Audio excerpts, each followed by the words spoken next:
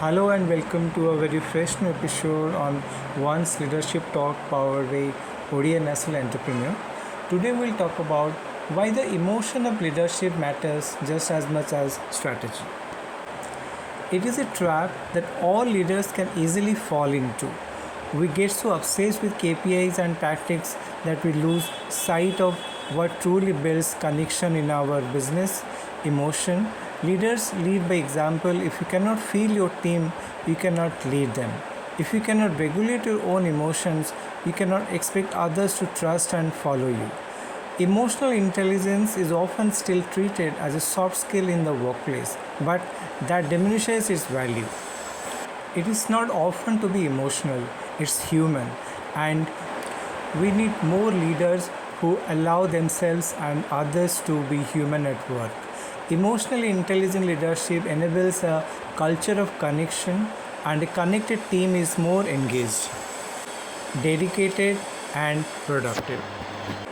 The research shows that psychological safety, which creates an environment where people feel safe to share their ideas, admit mistakes, suggest improvements, and be vulnerable, substantially contributes to team effectiveness, learning, employee retention, and most critically, better decisions and better performance. Psychological safety also improves feelings of inclusion.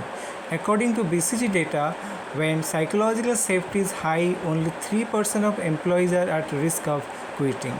Unfortunately, many employees are feeling detached from and disconnected with their work. In a 2024 Gallup survey, only 8% said that they were extremely satisfied with their job, and 51% said they were watching for or actively seeking a new job. Connection matters to employees, yet it's lacking in a lot of workplaces. A 2023 HubSpot report found that while 52% of respondents would prioritize great relationships with their colleagues over a 10% salary increase, 66% do not feel strongly connected to their co-workers. Change starts at the top. The small decisions we make every day as leaders shape the culture and direction of our organizations. The four emotional most important to have the modern leaders. The first is presence.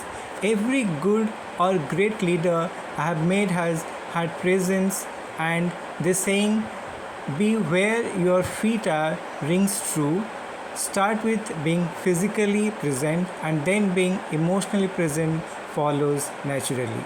You do not need an open door policy when you are already where your people are.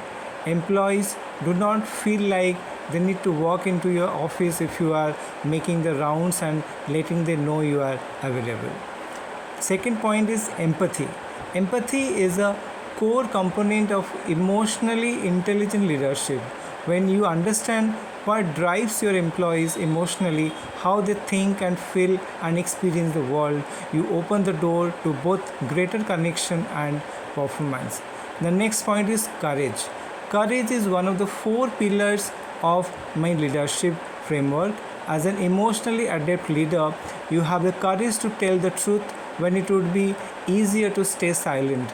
You are able to have tough conversations with your team when necessary, talking about the real message instead of hiding behind data and metrics. And the fourth point is restraint. Any leader can speak their mind, but a great leader learns to pursue, pause before reacting. The simple act of taking a breath and choosing your words wisely is a powerful form of leadership. We are often taught to follow our instincts, but we also need restraint to make better decisions. Now, let us find out some 5 strategies for building emotional intelligence. The first is follow the 3-second rule. Before you speak or act, pause for 3 seconds and ask yourself, am I responding from purpose or from a protection? Practice a moment of restraint and gather your thoughts. Answering this one question will help you understand what you are really feeling and in turn connect with other people in a more productive way. Now the second point is do a weekly emotional audit. Every Friday, answer 3 questions in writing. What emotions led me this week? Where did I ignore someone else's emotional signal? One moment required more emotional maturity than I gave it. I have done this weekly audit every Friday for the last 2 years, and it has been a game changer. No matter what our age, we are always learning and developing our emotional maturity. We won't always get it right in the moment, and this simple reflection helps to clarify lessons and measure progress. Now, the third point is call the room, not just the shot. Before jumping straight into starting a project or rolling out an initiative, read the room first, get a sense of your team's energy and emotions. Are they feeling tense, nervous, excited, optimistic? When you are in a remote meeting, make sure everyone has their video on. Pay attention to their body language and as well as their words, and let those cues direct your response, then start it. Then the fourth point is connect, then correct. Before giving feedback, do a quick check in with yourself. Ask, am I trying to correct them or connect with them?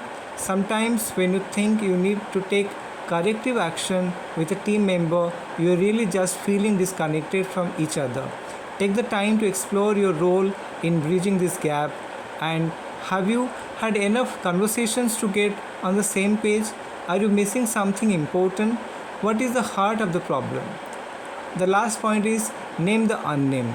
In times of stress, change, or uncertainty, learn to talk about the elephant in the room.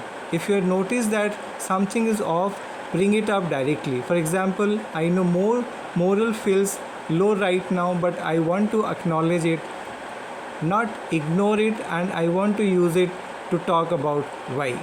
Sometimes just recognizing that there is an issue to address can draw emotions out and put people at ease. My friends call me the inconvenient truth because I have a tendency to discuss the tough but important topics. Open communication can be uncomfortable in the moment, but it is always leads to positive developments in the long run. Once coaching through a CEO of a Fortune 500 company who believed emotion had no place in leadership until he lost his top 3 leaders in 6 months.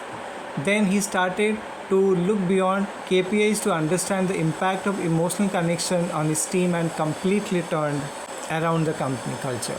The company soon celebrated a major milestone, going 90 days without losing an employee. Another leader had the mindset that he always needed to have the answer to every question, which became a roadblock to communication and connection. When he realized that it was okay not to know everything, he learned to be more present with his team so they could find answers together. We think leadership is about providing direction, but real leadership starts with understanding and prioritizing the emotional direction of the team. So with this, we come to the end of the discussion on why the emotion of leadership matters just as much as strategy. So if you want to see such kind of video, please share, like and subscribe our channel. Till then, take care. Goodbye.